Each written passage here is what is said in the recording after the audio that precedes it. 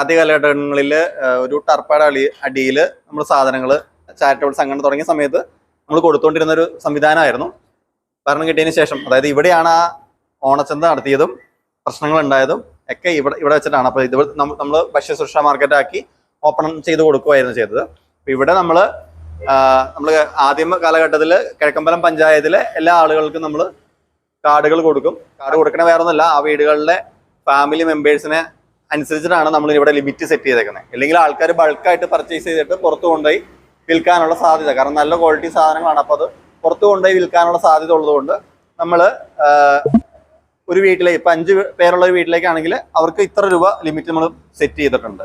ആ ലിമിറ്റിലുള്ള സാധനങ്ങൾ അവർക്ക് ഇത്ര പെർസെൻറ്റേജ്, അതായത് 50% ഡിസ്കൗണ്ടിൽ നമുക്ക് സാധനങ്ങൾ മേടിക്കാവുന്ന രീതിയിലാണ് ചെയ്തേക്കണേ.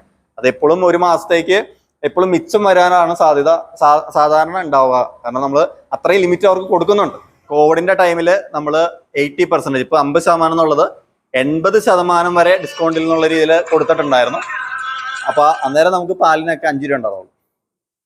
പാലിന് പഞ്ചസാരക്കൊക്കെ ഭയങ്കര വില കുറവായിരുന്നു. അതായത് 80% വരെ ഡിസ്കൗണ്ടിൽ. കാരണം അന്ന് ആർക്കും കോവിഡിന്റെ ടൈം നമുക്കറിയാം, ആർക്കും പണിക്ക് പോകാൻ പറ്റാത്ത സാഹചര്യമാണ്, ഒരു എടുക്കാൻ പറ്റാത്ത സാഹചര്യമാണ്. അപ്പോൾ ആ സാഹചര്യത്തിൽ നമ്മളങ്ങനെ 80% ഡിസ്കൗണ്ടിൽ കൊടുത്തു. അതിനുശേഷം വീണ്ടും എല്ലാവരും പോയി തുടങ്ങിയ ഓക്കെ കഴിഞ്ഞപ്പോഴത്തേനും നമ്മൾ അത് 50%ലേക്ക് തന്നെ തിരിച്ചു കൊണ്ടുപോകണം ചെയ്തത്.